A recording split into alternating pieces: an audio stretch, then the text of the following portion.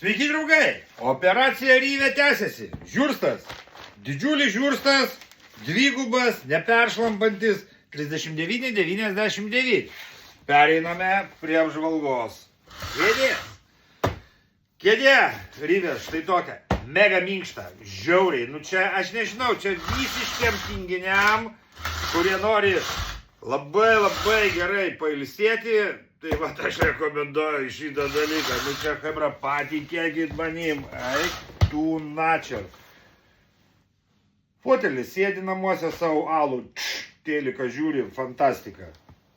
O žvejyboj tai iš vis pasaka. Taip, spinos labai rimtos, labai gerai tai viskas. Daugiau nereikia. Neįmanoma, kad nuslystų užtraukimo momentų dirba. Vienu žodžiu, geras dalykas. Kas toliau? Priekinės kojas teleskopinės, jos įsitraukia pagal gruntą, galima nusileisti žemyn. Apatinės fiksuotos, ta prasme, jas pačias kojas galima tampyti, bet jos nėra teleskopinės, ko pasikoje, nu, principė, užtenka to dalyko visko. Kaina 249. Dabar tokie yra šiokia tokia nuolaidėlė, taip kad tikrai verta įsigyti. Produktų kiekis ribotas, bent jau pas mus.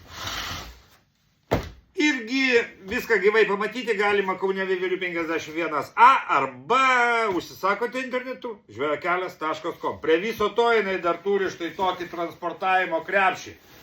Talpų didelis su nešimo rankenomis, per petį užsimetėjai, patogus dalykas, manau, kad ilgamžė. Tai kol kas tiek, draugai. Nei žvyno jums, nei uodegos.